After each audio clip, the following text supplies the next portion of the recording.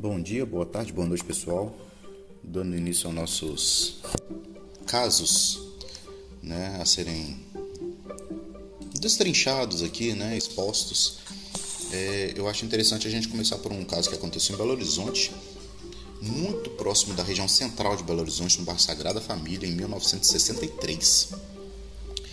Precisamente em 28 de agosto de 63, no bairro Sagrada Família, em BH, 3 meninos, o Fernando e o Ronaldo Zé Marcos, foram ao seu quintal depois do jantar para limpar o filtro de café em um tambor de água que ficava estocado no quintal. Isso era uma prática muito comum antigamente, que o pessoal tinha dificuldade, não tinha encanamento viável em todas as propriedades ainda, então o pessoal tinha que estocar água de alguma forma. Às vezes a água só chegava em Belo Horizonte à noite, em determinados bairros, então as famílias tinham alguns tambores e tanques para armazenar água para usar ao longo do dia.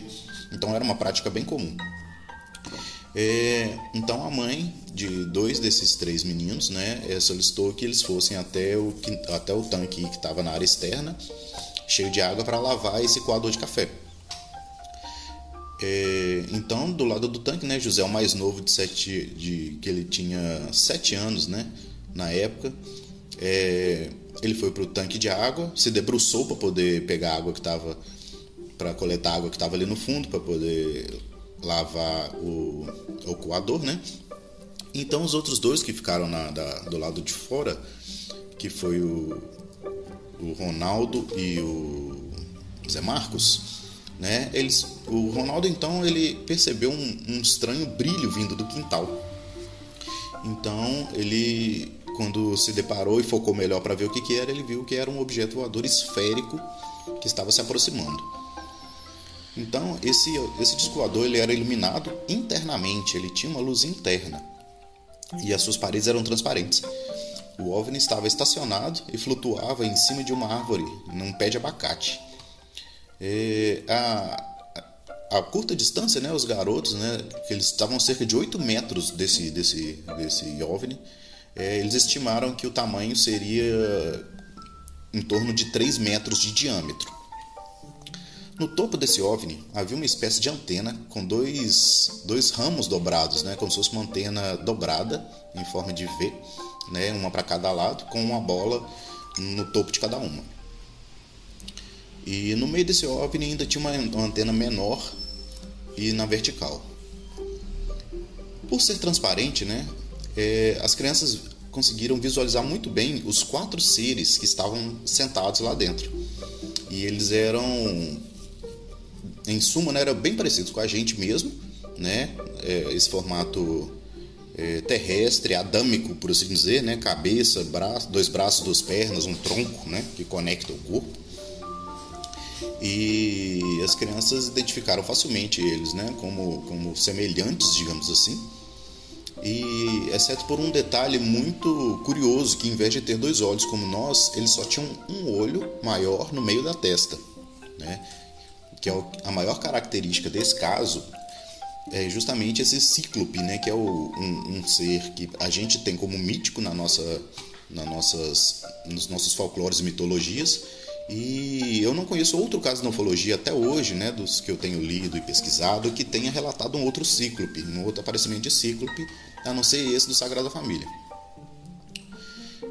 Dos 4 seres que estavam sentados, pelo menos um deles era uma mulher, que, ao contrário dos outros 3, os 3 que seriam os masculinos, digamos assim, eram carecas, e essa mulher tinha cabelos longos e loiros. Todos estavam sentados e havia o que parecia ser um console central, um painel de controle desse OVNI. Lembrando que isso foi nos anos 60 em Belo Horizonte, onde as pessoas não tinham acesso à televisão com facilidade. E essas crianças, elas não tinham relatado, inclusive posteriormente na entrevista para os ufólogos, que na casa deles não tinha TV. Poucos segundos depois das crianças terem esse primeiro contato, o OVNI disparou 2 feixes de luz formando 2 colunas. E entre desses 2 feixes que estavam na parte inferior, um dos 4 seres desceu flutuando lentamente e começou a caminhar em direção ao tanque de água onde as crianças estavam coletando. O José, que estava ali fazendo a coleta da água, aparentemente não sabia nada até então do que estava acontecendo, que as outras crianças estavam paralisadas com aquela cena, né? E quando esse cíclope, esse ser, chegou a cerca de 2 metros do José, ele estendeu o braço como se tivesse a intenção de encostar nele, né? Como de tocar. Mas o irmão Fernando achou que ele ia pegar a criança ou machucar, né? Sem hesitar, o Fernando correu e saltou até o José, puxando ele para trás, tipo, puxando para fora do tanque, né?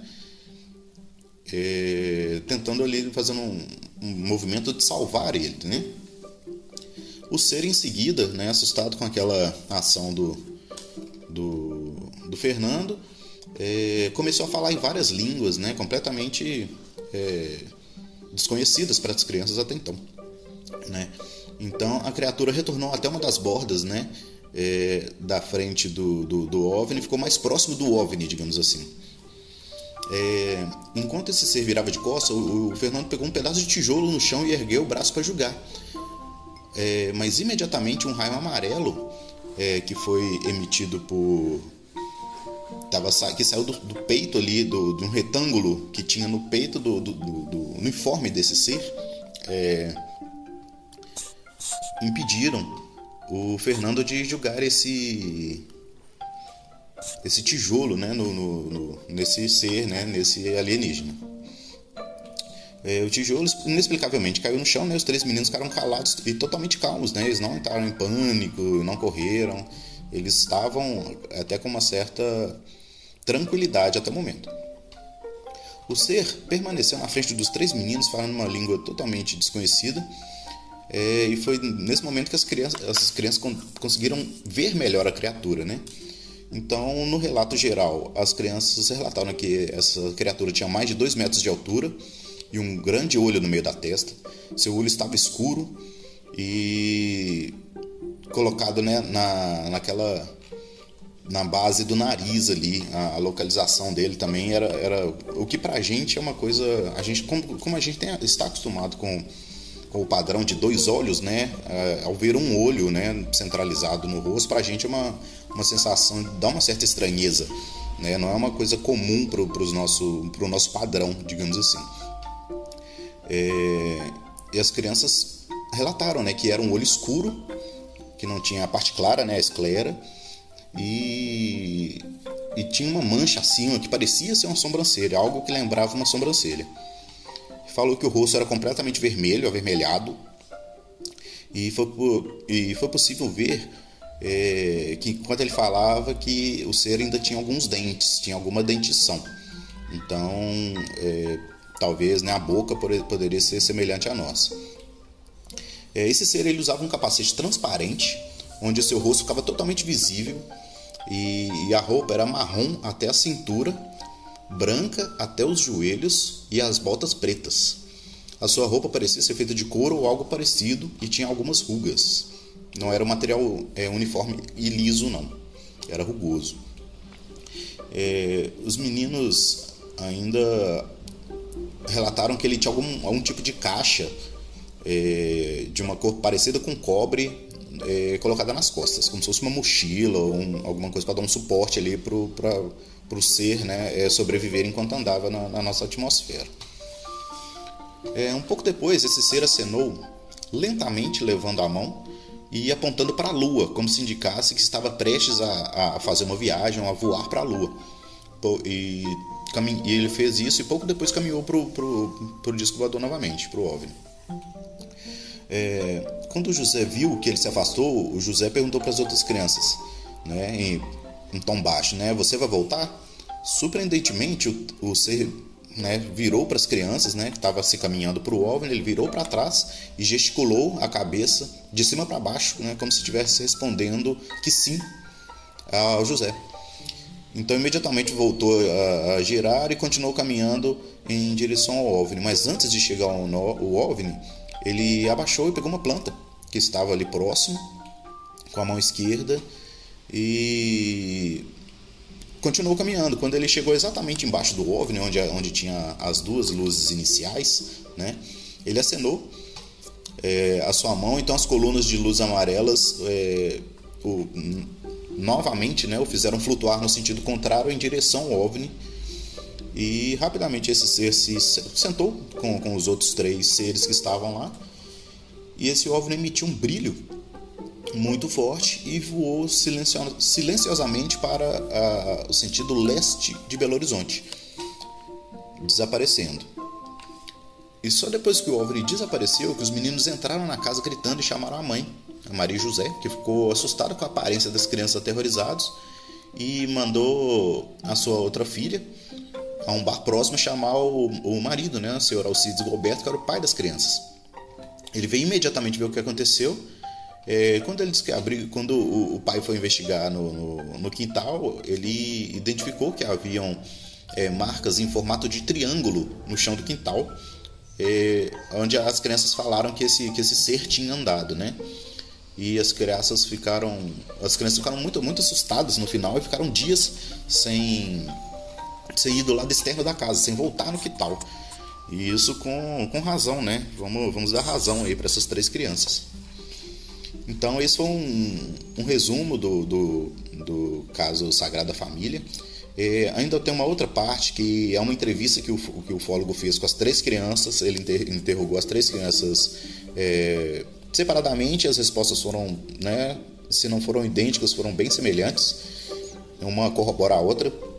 Eu não vou trazer isso para cá porque fica muito extenso, fica muito longo o relato, e essa não é a ideia. A ideia é trazer fatos novos, né? Um olhar novo um olhar novo sobre os casos antigos, digamos assim. E é isso aí, gente. O que vocês acharam? Esse foi o caso Sagrada Família, aconteceu praticamente no centro de Belo Horizonte, em 1963. Eu já passei na rua que aconteceu esse caso. A casa das crianças não existe mais. Hoje tem muito comércio nessa rua, uma rua bem movimentada. Então a casa das crianças não existe mais, foi demolida e alguns galpões foram construídos. Se não me engano, tem uma mecânica no lugar hoje. Mas fala aí o que vocês acharam. É um caso bem diferente, né? Esse cíclope, né, de rosto avermelhado, dentre o que eu li, o que eu pesquisei no portal Fenômeno, em outros sites também, até então nós não tivemos outro relato desse tipo de espécie. É uma espécie de aparição bem única na ufologia brasileira e mundial também, que eu até então eu ainda não encontrei, mas se eu encontrar qualquer atualização desse caso, eu trago para vocês aqui, beleza? Então fiquem bem, fiquem com Deus e até a próxima.